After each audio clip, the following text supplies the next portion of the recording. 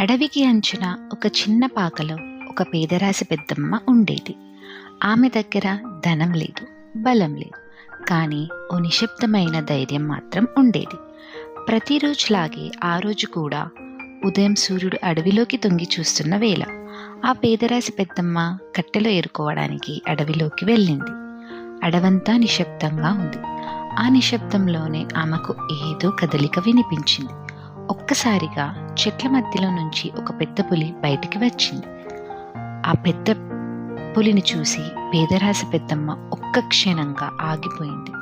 కాళ్ళు వణికాయి, కానీ ఆమె పరిగెత్తలేదు. నెమ్మదిగా తలెత్తి ఆ పులి కళ్ళల్లోకి చూసింది. నాకు తెలుసు, నీవు కూడా ఆకలితో ఉన్నావు అని మెల్లగా అంది ఆ పేదరాశి పెద్దమ్మ.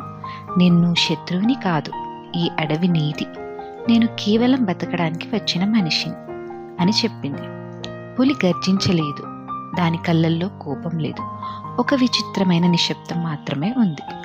కొన్ని క్షణాల తర్వాత ఆ పేదరాశి పెద్దమ్మ ఆ పులిని వదిలేసి తలదించుకొని మెల్లగా అడవిలోకి వెళ్ళిపోయింది. ఆ పేదరాశి పెద్దమ్మ కళ్ళల్లో నీళ్లు తిరిగాయి. అది భయంతో కాదు, బతికిపోయాను అన్న ఆనందంతో. ఆ రోజు ఆమెకు ఒక విషయం అర్థమైంది.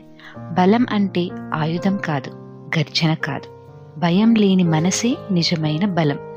అప్పటి నుంచి ఆ అడవిలో ఆ పేదరాశి పెద్దమ్మను ఏ జంతువు ఇబ్బంది పెట్టలేదు. ఎందుకంటే అడవికే తెలుసు ధైర్యాన్ని గౌరవించడం ఎలా అనేది.